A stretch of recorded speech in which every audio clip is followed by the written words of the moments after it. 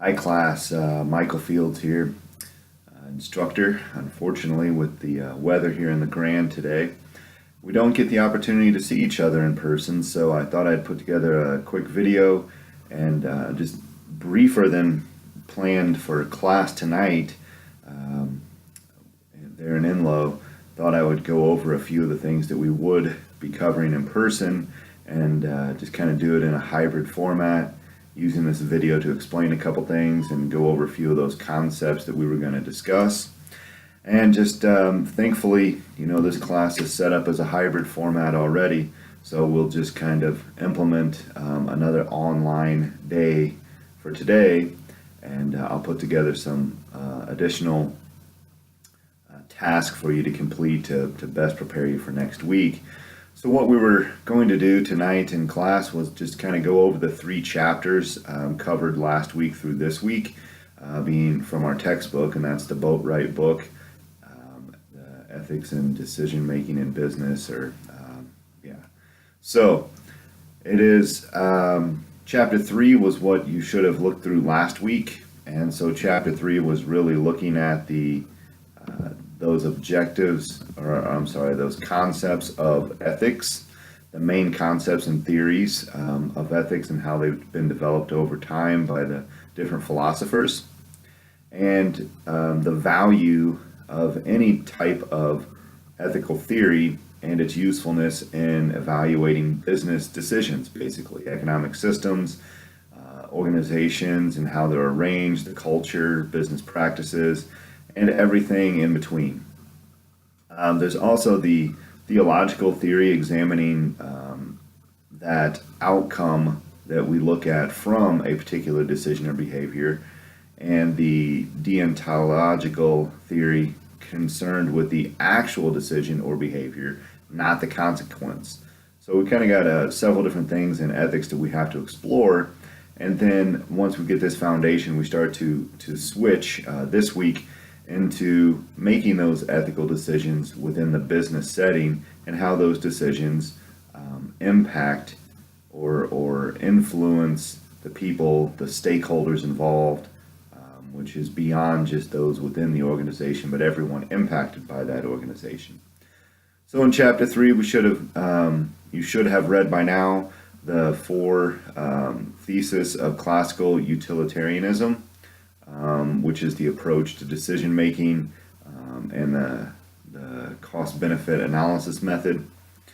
Should have looked at the Kantian ethics and the implications for moral reasoning, and identifying the meaning and importance of rights and the types of rights that apply in different situations. Looking at the role of justice in business ethics and the three kinds of justice from Aristotle, and the contemporary principles offered by Rawls and Nozick.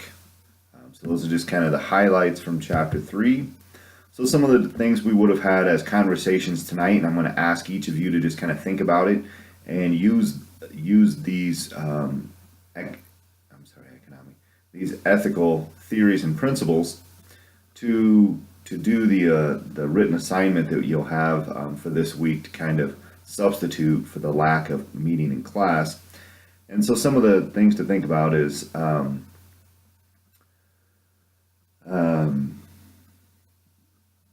how would you compare and contrast the differences and similarities of utilitarianism and the Kantian ethics?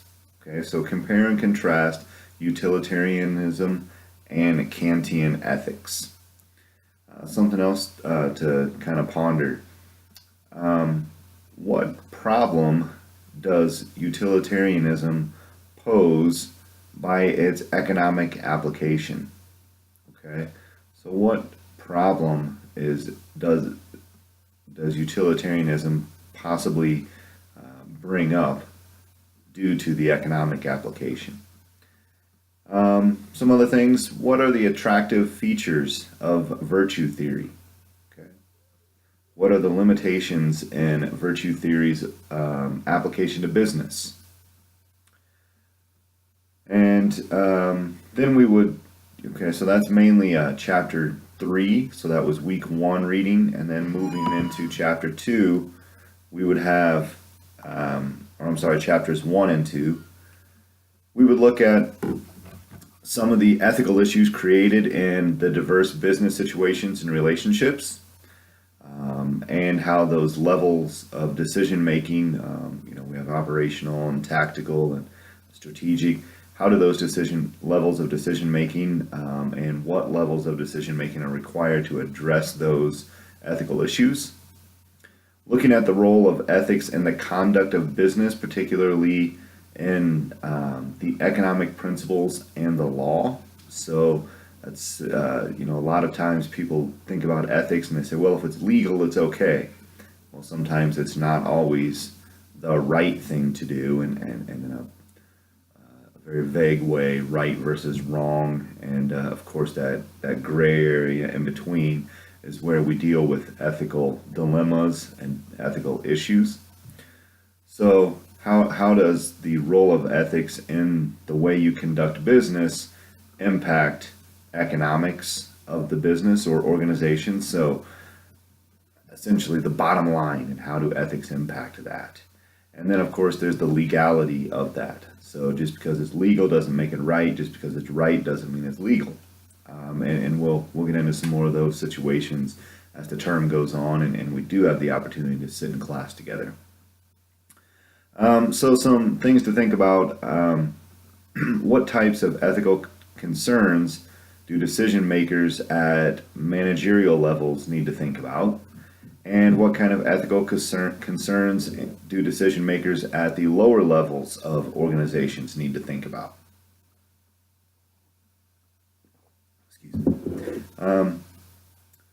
And if you were in a situation having a conversation with someone and they gave you this kind of prompt and they said, business should always do whatever is in the best economic interest, how would you respond to that? Business should always do whatever is in its best economic interest. If it makes money, we should do it, right? If it increases profits, we should do it. That's what that is asking. How would you respond to that? Okay. And then we'll move into some of chapter 3. Just to kind of finish up this video, I try not to keep these very long, under 10 minutes, and I'm moving on 8 minutes now. So then we move into chapter 3, where we are looking at ethical decision making. And ethical decision making, whether it's in your personal life, your social life, and definitely in the business setting, is always difficult, and it's always complex. And handling that difficult nature of it and the complexity of it is hopefully what we're helping you do by having this class in the MBA program, is to help you be better prepared to deal with these complex and difficult situations in the business environment. And I'll share some of my experiences where I've had to deal with some ethical dilemmas and ethical issues that were very challenging. I can think of a few to where I even lost sleep at night, tossing and turning, and have to go deal with this particular event that happened at work the next day. And this was prior to my academic endeavors. So we'll talk about some things like that. And they're definitely difficult, and most of you, I think, are working professionals or have worked, so you'll have some experiences to bring in as well. And the idea here is that we get you more comfortable with handling those ethical issues and dilemmas, and giving you some additional tools, or even possibly naming the tools that you've been using your whole life to help deal with these ethical dilemmas and issues.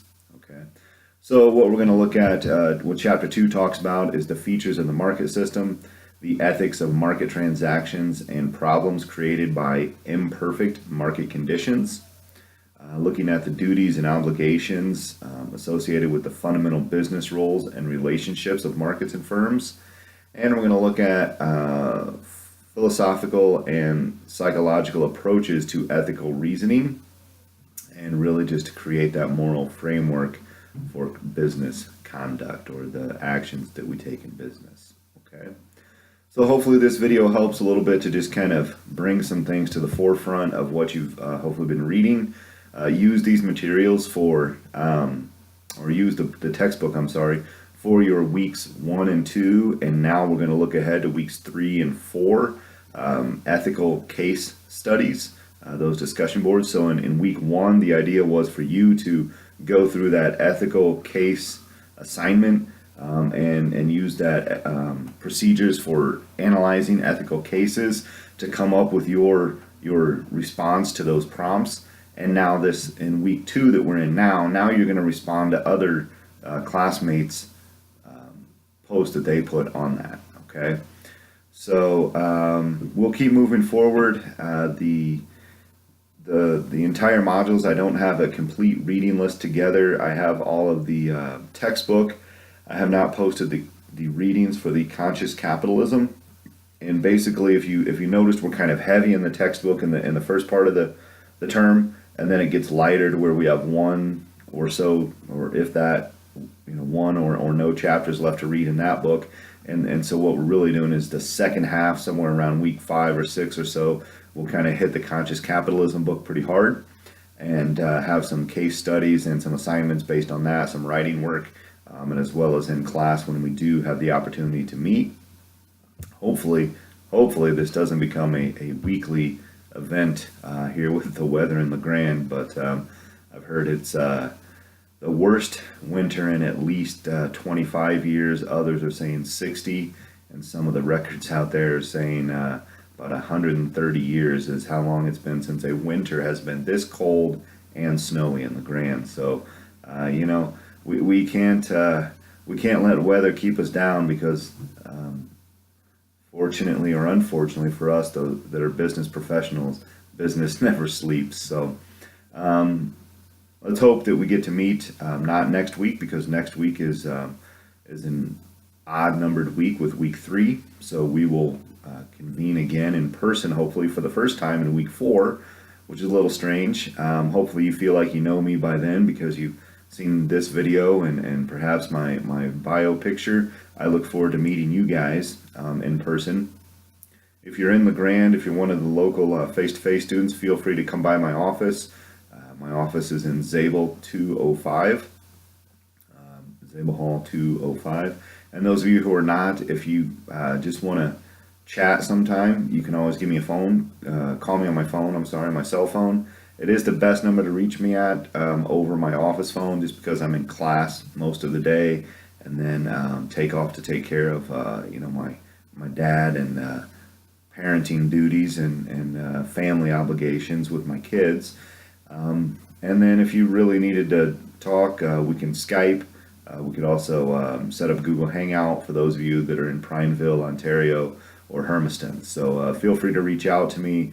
I want to make this as easy as possible. I know ethics can, one, be a very challenging topic, and number 2, sometimes be uncomfortable, because you do have to look at situations that sometimes you don't want to have to make that decision, but as a business professional, as an MBA, we have to be able to work through these. So that's all I've got for now. Check the new reading assignments that have been posted, and I look forward to a wonderful remaining 8 weeks after today of class with you guys. Thanks.